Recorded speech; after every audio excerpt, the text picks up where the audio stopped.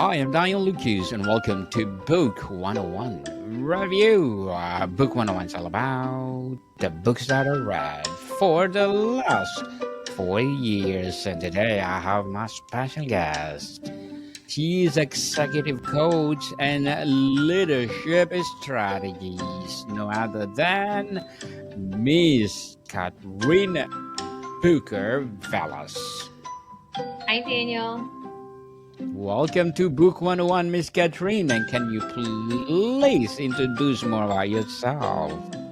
Yes, so hi, everyone. My name is Kathryn Booker-Veloz, and I'm an executive coach and leadership strategist. So I have founded a company titled the Influence Leadership Lab, Coaching and Consulting, building off of nearly almost 10 years of experience coaching U.S. diplomats and the top senior leaders, both in the federal government and beyond. And so it's a real privilege and pleasure to be able to come to you all today to share more about some important topics that leaders often, tend to struggle with. Indeed, Miss Kathryn, thank you so much for sharing your knowledge to the world, empowering us and for our future leader. So tell us how to build emotionally intelligent, people-centered teams without burning out. Yeah, so I really like to break this down into three practical kind of tools, if you will. So I want to start by, leading with emotional intelligence is a strategy, not pain. Some people think no pain, no gain. And while that may be true in some cases, for the purposes of enhancing your workplace culture, building trust, fostering greater cohesion, you really need to have emotional intelligence strategies and tools that can help you get to that other side. The second thing I also want to highlight and touch on is, people centered doesn't mean people pleasing. And people often, conflate the two or get them confused, but people pleasing does not mean people centered. And then the third thing I wanted to highlight is, burnout happens when leaders are performing, not leading. And so I'm happy to dig into, what does it mean to delegate, put up boundaries in order for you as a senior leader to be able to lead with more brain space, more authority, less stress, and with greater clarity of mind. And so I really love Daniel Goleman's definition of emotional intelligence. I also want to highlight that emotional intelligence is different from, the IQ, right? So whereas IQ, right, our intelligence is set in stone, emotional intelligence, some people shorten it to EI or EQ, it can be grown and practiced over a long period of time. And so Daniel Goleman, he was a New York Times reporter back in 1990s, late 1990s, and he took the research of Yale researchers and professors who were looking into this idea of emotional intelligence. And what he ended up finding, and he later kind of rebranded it in 2002, was that emotional intelligence can be broken down into 4 to 5 domains, if you will. So the first one is self-awareness, right? That is the willingness to recognize our emotions and the impact that they have on people and others around us, and even ourselves. Then you also have self-awareness, which is the ability to understand emotions, especially whenever making decisions. Then you also have self-management, which is really about how we manage and how we redirect disruptive emotions, right? If someone makes us angry, if we get bad news, how are we able to self-manage, or in other words, self-regulate to come to a state of peace, or just kind of a level setting, if you will, to make a wise decision instead of an impulsive decision. Then Daniel Goleman also talks about relationship management. And this one is so key because this one touches on influence, how we interact with people, build teams, foster cohesion. This is the ability to achieve beyond expectations and have clear vision and clear purpose for both yourself and the people that you lead around you. Very well said, Miss Kathryn. Beautifully articulated.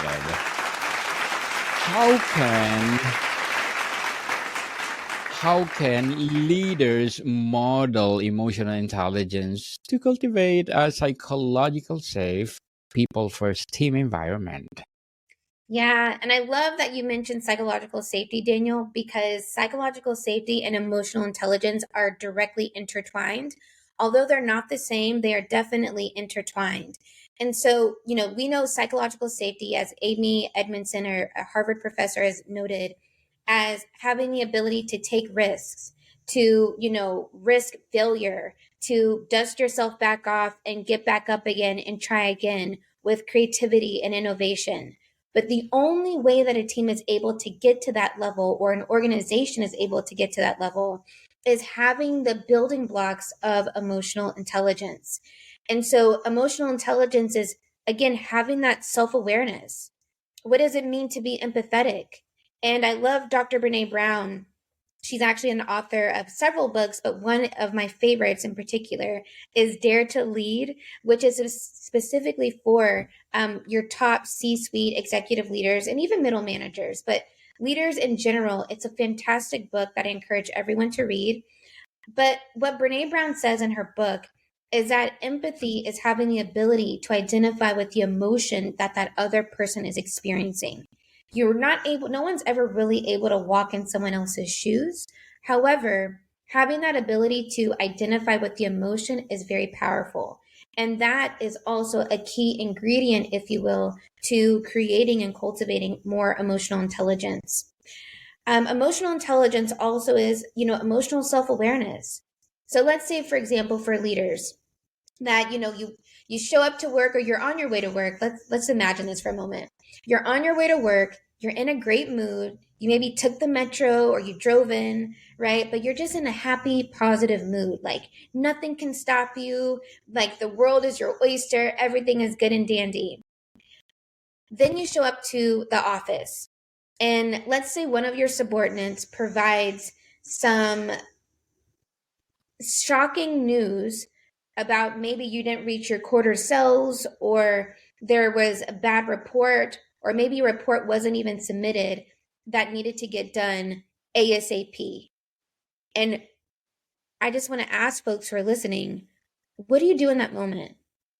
Like, what are you beginning to feel within your own body that is beginning to happen? Like, some people may get, hot in the face, right? They may get red. They may, their stomach may drop, if you will. Maybe they get, dry mouth because of all of this negative information that you're getting. Emotional intelligence is having the ability to pause, take a step back, and make a calculated choice on how you're going to choose to respond to that employee who brought you that bad news. Because let's remember, right? We just talked about empathy. Try to think about the employee who brought you the bad news, what they may be feeling. Surely maybe terror because you're the big boss, or you're, the manager of the team, director. They may be feeling terror, fear of getting fired, fear of, um, being demoted, right? There are innumerable amount of, feelings that could be running through that individual's minds. But you on the other side of that equation, what's your response going to be? There is so much influence and power that you have by determining how you're going to respond. And so, again, emotional intelligence is having that ability to pause, take a step back, process the information that was just provided to you, and choose if you're going to respond in a way that is condescending, passive aggressive, angry, yelling, lashing out, or you deciding to say, that is unfortunate news. How can we fix this? Let's get creative. Let's get scrappy as a team. Maybe you tell that subordinate to, go back to their team and figure out maybe some solutions to kind of lessen the impact. Or, also having an honest conversation to the person that C-suite leader is reporting up to, right? Maybe an administrator, if you will, and saying, okay, the ball was dropped here. But these are some practical tools that our team has come up with that can help us get around and get to that other side. And so, you know, I want to just say that emotional intelligence, it makes or breaks teams. It makes or breaks marriages, friendships, any sort of relationship, because it is so critical to our shared humanity, right? How you show up. We have the power to speak life or death, as they say. It's in the tongue, right? We can all remember a negative experience where someone, let's zoom out of the workplace, but just maybe if you're in the grocery store and someone talked to you in a very poor way, how did that make you feel? It oftentimes shifts your entire day from just that one negative experience.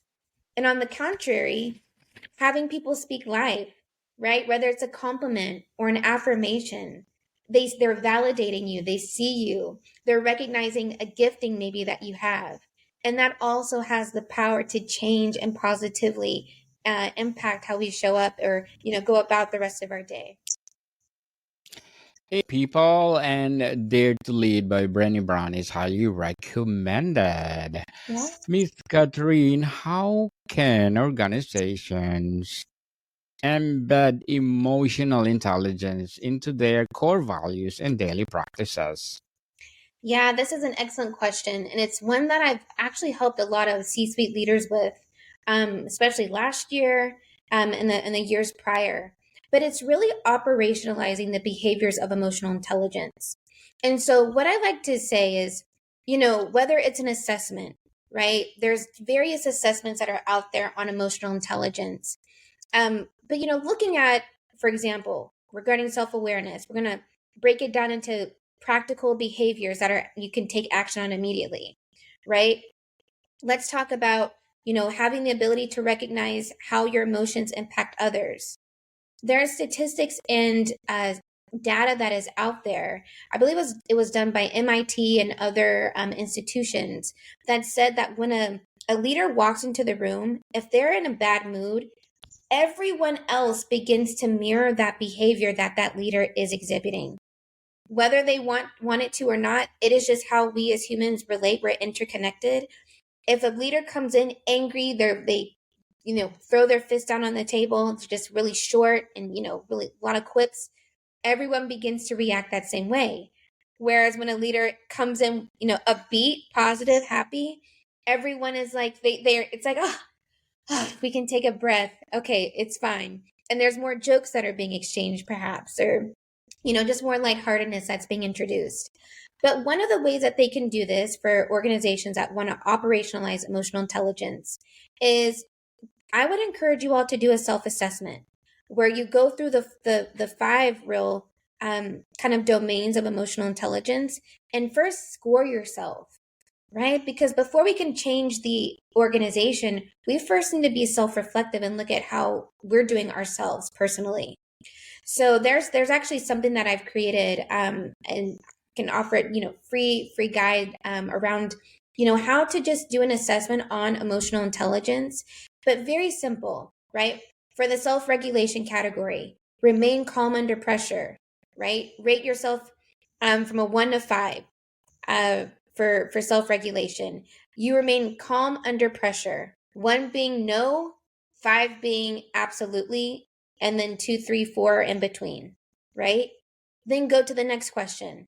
I pause before reacting emotionally, right? Again, score yourself from 1 to 5, right? 5 being yes, you do it absolutely, and 1 being actually I'm horrible at this. I need to do some work. And I would also, so in addition to doing the self-assessment, I would also encourage teams to get with your monitoring, evaluation, and learning, specialist, your data people, and really help you all create metrics that are, reflective of your organization and that break down, these emotional intelligence skills and tools, in practical, measurable ways. Because I want to say the data is out there, the research is out there. Emotional intelligence can absolutely be measured, right? But you need to make sure that you're working with the right folks to help ensure that it's targeted questions that you're asking, and targeted behaviors that you're wanting your team to adapt to. Another thing I would also say is in terms of, including more emotional intelligent behaviors in the workplace. Do you pause before you react or respond to someone? Right? That's one behavior that you can intentionally practice. Do you just blow up immediately and just go off on the rim? Another behavior regarding self-awareness. Whenever you have your one-on-ones with your teams, with your subordinates, during those one-on-ones, are you distracted and busy responding to 1,000,001 emails? Or are you taking the time to kind of blot out everything else and just zero in on this 30-minute, 15-minute one-on-one with this individual, right? That's active listening. Active listening is crucial to any organization because it has the power to create this feeling within individuals, within humans, not AI robots, but humans, this sense of validation, feeling seen, feeling heard, and feeling that their work actually matters. And I know that probably like some antennas maybe went up for some folks because I understand firsthand. I was the youngest member on my C-suite leadership team. And I remember seeing firsthand, especially working under political appointees, that you all have a ton of work and you're being pulled in so many different directions. But I would say what is so critical and so powerful is having that moment to pause, zone in with someone, listen to what they have to say. Because on the other side, again, looking at empathy, that subordinate who's coming to you, reporting out or updating you on what they have for the week, has put in just as much effort, oftentimes, into ensuring that they have provided the information that's, going to be satisfying and helpful to the organization more broadly. Indeed, Miss Kathryn, as a executive coach and leadership strategies, what are your short-term and long-term goals? So I would say my short-term goals are to get out there and help as many people as I possibly can. Like I said, I got my first six-figure job at the age of 25, working in a very high-level organization within the federal government here in the United States, and was promoted about a year and a half later to a C-suite leadership level. I was the youngest member on my team, advising the top most senior leaders, U.S. diplomats. I've coached over 300 executives and leaders within my organization and beyond.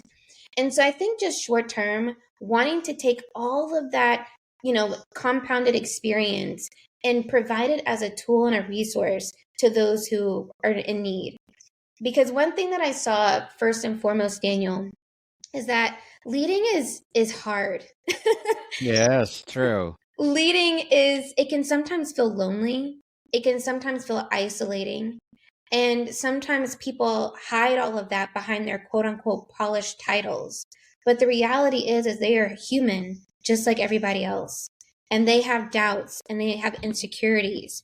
And so having the ability to coach folks through, 6 months of coaching or what have you, or their teams is something that I'm definitely looking forward to in the next, short term.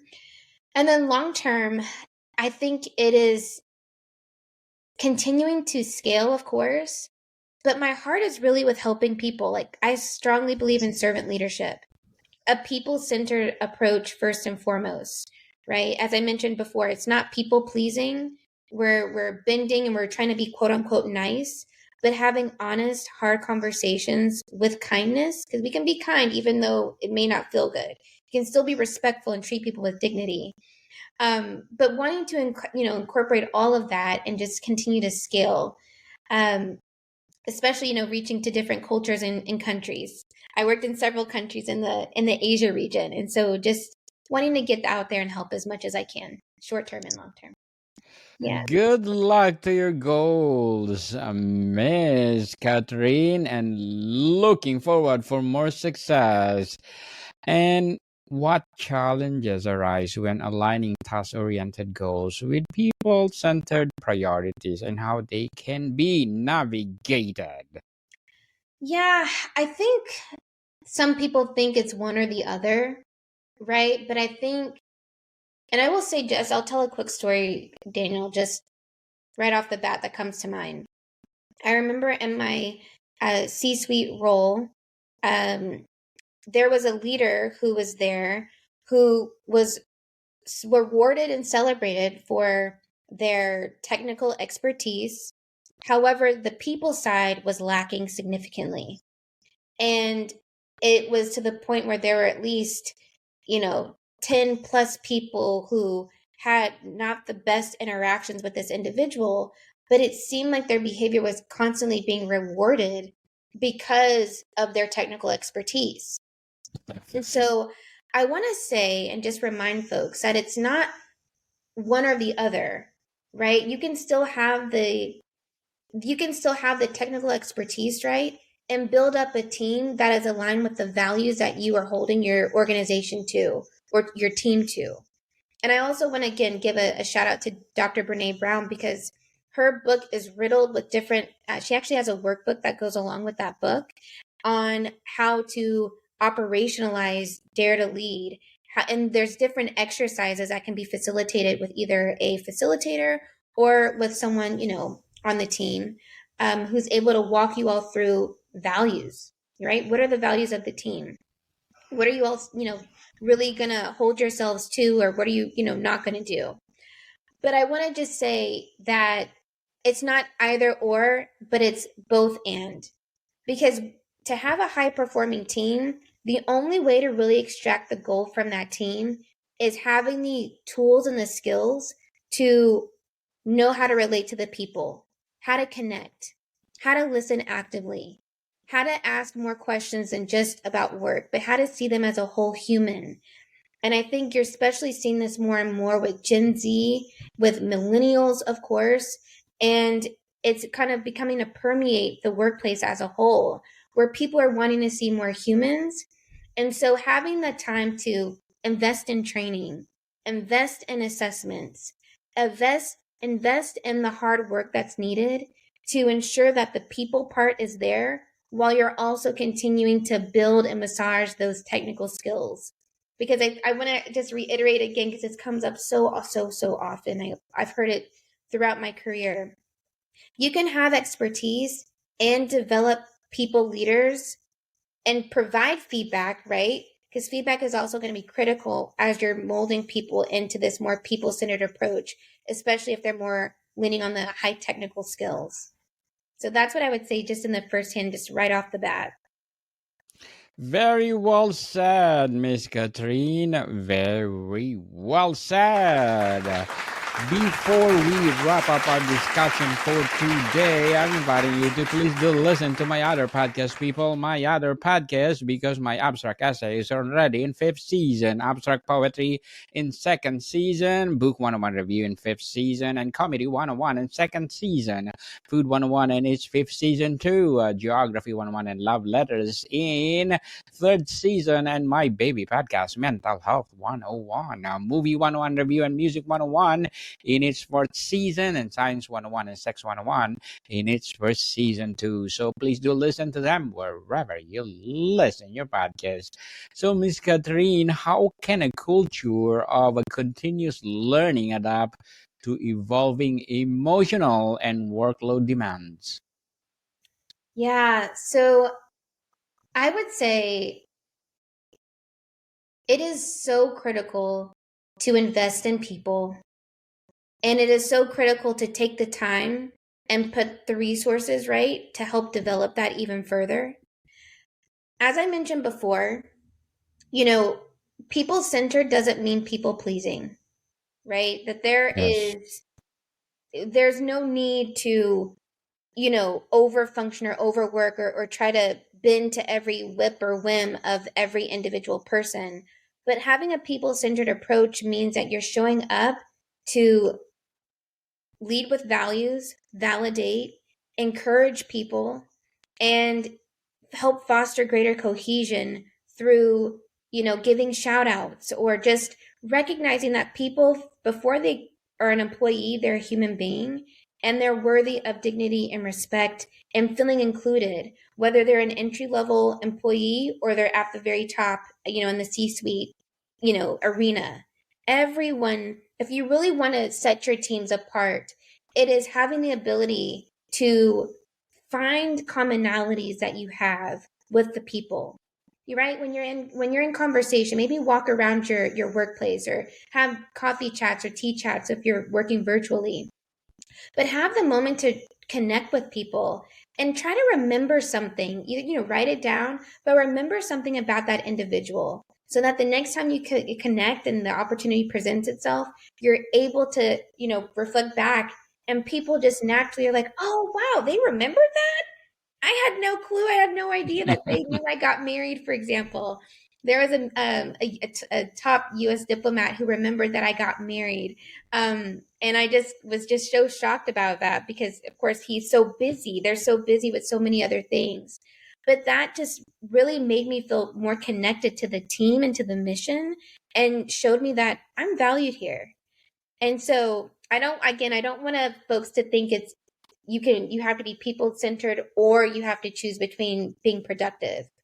The production and the productivity and the excellence comes from mastering those people skill sets and that competency as a leader. Miss Kathryn Booker-Veloz, thank you so much for sharing your knowledge to the world. So can you please invite our listeners to support your business itself? Yeah, so I will just say thank you, Daniel, for this opportunity. But I just want to say I've spent the last decade plus, supporting senior leaders and leaders of all kinds, back from when I served in the U.S. Peace Corps to, joining the federal government and working in an international organization, traveling to over 20 plus countries at a young age.